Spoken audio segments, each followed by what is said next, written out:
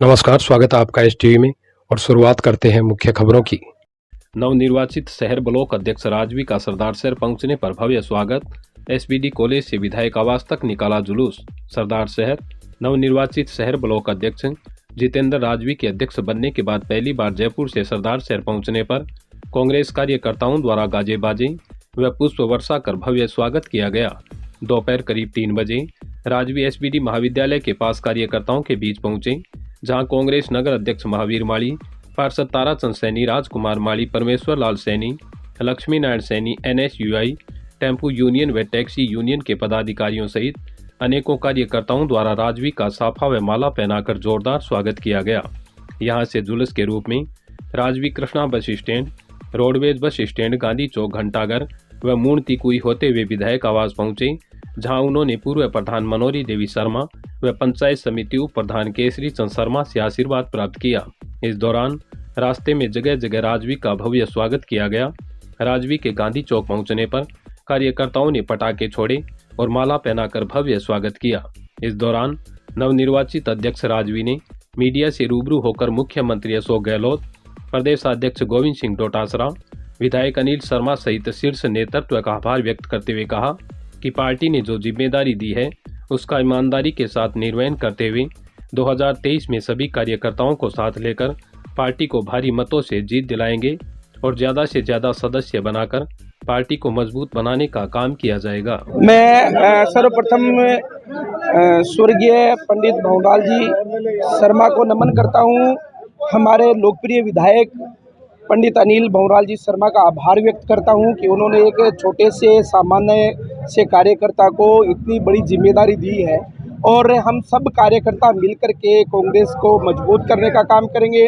अनिल शर्मा को 2023 में हम किस प्रकार से पुनः विधानसभा में पहुंचा सके, उसको लेकर हम सब एकजुट होकर के काम करेंगे। एक बार पुनः मैं शीर्ष नेतृत्व मुख्यमंत्री अशोक जी गहलोत, डोटासरा जी और हमारे लोकप्रिय विधायक अनिल जी शर्मा का बहुत बहुत आभार व्यक्त करता हूं, बहुत बहुत धन्यवाद देता हूं। बिल्कुल हम कोशिश करेंगे कि जितने बड़े मार्जिन से हम जीते हैं हम उस मार्जिन को कायम रख सके और ज़्यादा उससे और ज़्यादा हम मतों के अंतराल से एक बार पुनः 2023 में अनिल जी शर्मा को चुनाव जीता करके राजस्थान की विधानसभा में भेजें और कांग्रेस पार्टी की राजस्थान में सरकार बना सके। उसको लेकर के हम सब कार्यकर्ता मेहनत करेंगे और सभी कार्यकर्ता हम एकजुट हैं। और मैं पुनः आपके द्वारा अनिल जी शर्मा का आभार व्यक्त करता हूं, समस्त कांग्रेस के जनप्रतिनिधियों का, समस्त कांग्रेस के कार्यकर्ताओं का आभार व्यक्त करता हूं। धन्यवाद। इस अवसर पर सत्यनारायण शर्मा, पार्षद मुंशी शाह भाटी, समाज सेवी रामलाल मिश्र, शमसुद्दीन खोखर, ओम प्रकाश नाई, हमीद शाह, राकेश शर्मा, जगदीश नाथ, हैदर अली, कमल पुजारी, जीतू सिंह हाडा, देवी सिंह बुकलसर, सरपंच बनवारी लाल, मेजर खान, कयूम खान, वासुदेव शर्मा, उत्तम पारिक, गोपाल बिजारणिया, विष्णु गौड़, सुरेंद्र सिंह डालमान, कालू राम भोजक, भंवरलाल तंवर, गोगराज सैनी, मदन लाल पारिक, विजयपाल सहारण, नौसाद अली सांखला व नदीम कुरैशी सहित अनेकों कार्यकर्ता मौजूद रहे। बढ़ते हैं अगली खबर के लिए। चीता सेना ने विभिन्न मांगों को लेकर ईओ कार्यालय के आगे चिपकाया ज्ञापन। अंबेडकर मूर्ति स्थापित करने के लिए मांगी जगह। सरदार शहर चीता सेना ने अध्यक्ष ओमकार बाली के नेतृत्व में जिला कलेक्टर, उपखंड अधिकारी व ईओ को ज्ञापन देकर अपनी विभिन्न मांगों से अवगत करवाया है। ज्ञापन में शहर में काटी जा रही अवैध कॉलोनियों को रोकने, पंजीयन कार्यालय में डीएलसी रेट में हेराफेरी रोकने, अंबेडकर मूर्ति स्थापित करने के लिए भूमि देने व हनुमानगढ़ रोड पर सरकारी भूमि पर अवैध रूप से लगने वाले पशु मेले को रोकने की मांग की गई है। इस दौरान चीता सेना अध्यक्ष ओमकार बाली ने नगर पालिका में जिम्मेदार अधिकारी नहीं मिलने पर ज्ञापन को ईओ ऑफिस के बाहर चिपकाकर अपनी नाराजगी जाहिर की और बताया कि अगर 16 जनवरी तक उक्त मांगों के संबंध में प्रभावी कार्रवाई नहीं हुई तो सेना द्वारा अनिश्चितकालीन धरना दिया जाएगा। आज हमने सरदार शहर में जो चारों दिशाओं में अवैध कॉलोनियाँ कट रही है उसको रोकने के लिए हमने तहसीलदार जी को, एसडीएम साहब को, नगर पालिका ईओ साहब को ज्ञापन दिया है। इसके साथ में हमने सरकारी भूमि पर अवैध एक गंगानगर रोड के ऊपर पशु मेला लगता है जो सरकारी जमीन अवैध तरीके से लग रहा है, उसको रोकने के लिए फिर सरदार शहर तहसील के अंदर इस सिटी में हमें एक सार्वजनिक जगह चाहिए जहाँ पर हम डॉक्टर बाबा साहब अम्बेडकर की मूर्ति की स्थापना कर सके। उसके लिए भी हमने एक मांग दी है यहाँ पर। और जो सबसे बड़ा जो घोटाला चल रहा है पंजीयन कार्यालय में, वहाँ पर जो डीएलसी की रेट इतने यहाँ वहाँ दिखा भी, जमीन कहीं है वार्ड का है दूसरे को दिखाया जाता है, गांव की जमीन को शहर में दिखा दिया जाता है और भारी भ्रष्टाचार लूटमार हो रही है डीएल पंजीयन कार्यालय के अंदर। वो तो हमारी मांग है कि संबंधित अधिकारी को तुरंत निलंबित कर और कानूनी कार्रवाई की जाए। इसी मांग को लेकर हमने यहाँ ज्ञापन दिया। और जो सबसे बड़ी बात हमने आज देखी कि नगर पालिका में जब हम ज्ञापन देने आए तो सरदार सर की नगर पालिका में कोई जवाबदेह अधिकारी नहीं है, इसको लेने के लिए ईओ साहब भी नहीं है, उनके नीचे का कोई जितने भी अधिकारी है इसको कोई लेने को तैयार नहीं है।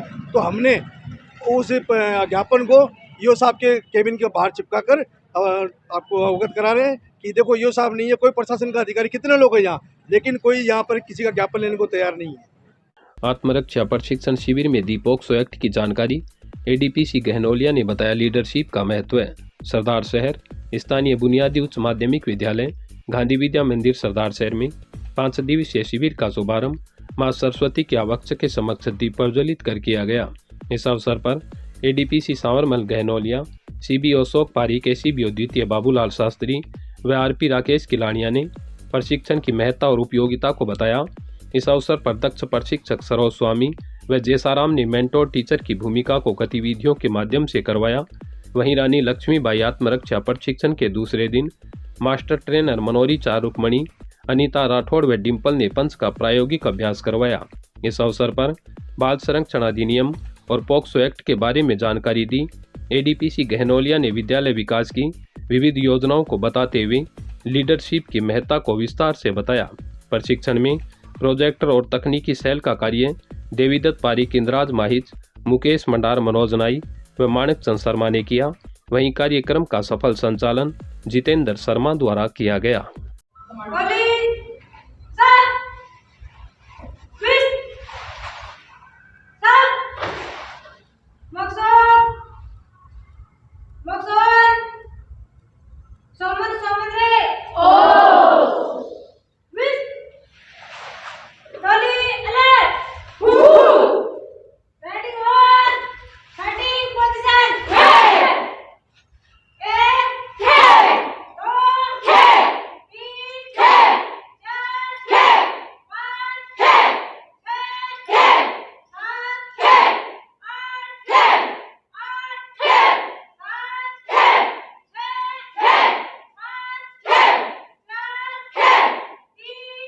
सर इसमें जैसे सेल्फ डिफेंस के लिए आजकल बच्चियों पे इतने सारे क्राइम्स हो रहे हैं, तो बच्चियां खुद अपनी रक्षा करें।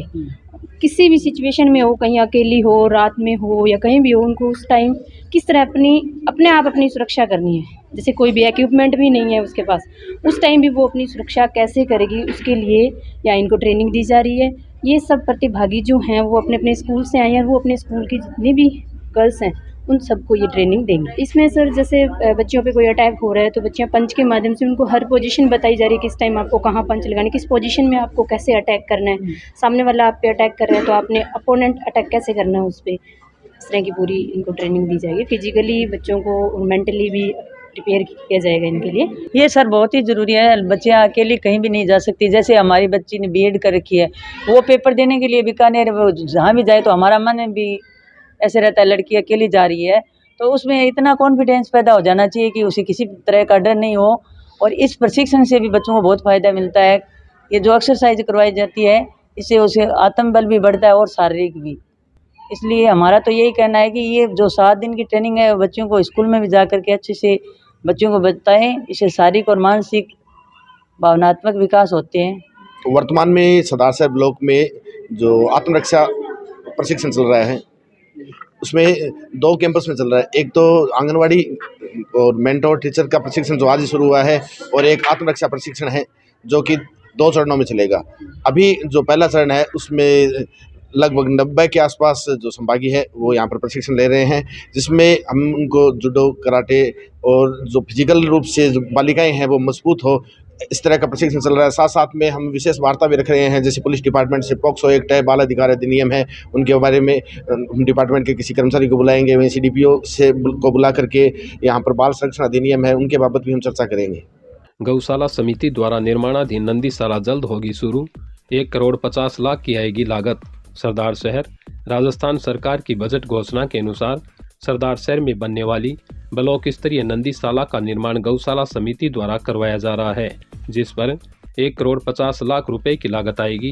गौशाला समिति के अध्यक्ष गिरधारी लाल पारिक व मंत्री पवन पोदार ने बताया कि सवाई रोड पर गौशाला समिति द्वारा पहले से संचालित नंदीशाला के पूर्व दिशा की तरफ ब्लॉक स्तरीय नंदीशाला का निर्माण युद्ध स्तर पर जारी है। निर्माण 50% पूर्ण हो चुका है। प्रभारी बाबूलाल डागा ने बताया कि नंदीशाला में नियमानुसार 110x90 के 6 नंदी आवास गृह बनाए गए हैं। इन परिसरों में 5 बड़े टीन शेड 40x90 के बनाए जा रहे हैं। सब कुछ ठीक रहा तो अगले 2 महीनों बाद शहर को एक और नंदीशाला की सौगात मिल जाएगी। नंदीशाला के निर्माण में निर्माण समिति के प्रभारी सुशील कुमार जयसंसरिया, जगदीश प्रसाद जयसंसरिया, श्याम सुंदर मित्तल, सुरेंद्र कुमार जम्मड़, बाबूलाल सुथार, संतोष सराव व पुरुषोत्तम जयसंसरिया सहयोग कर रहे हैं। आवासीय छात्रावास में स्वेटर वितरण कार्यक्रम का आयोजन लॉयंस क्लब सरदार शहर डायमंड ने किया। नए कार्य सरदार शहर लॉयंस क्लब सरदार शहर डायमंड द्वारा कस्तूरबा गांधी आवासीय छात्रावास में 108 छात्राओं को लॉयन पुरुषोत्तम जयसंसरिया के आर्थिक सौजन्य से स्वेटर वितरित की गई।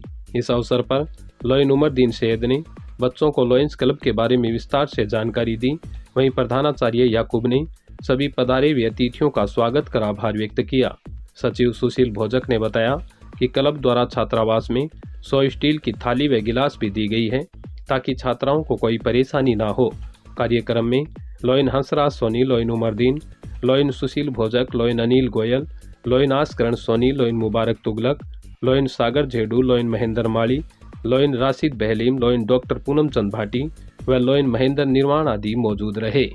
इसी के साथ मैं मुनाला राव, आप बने रहिए STV में। धन्यवाद।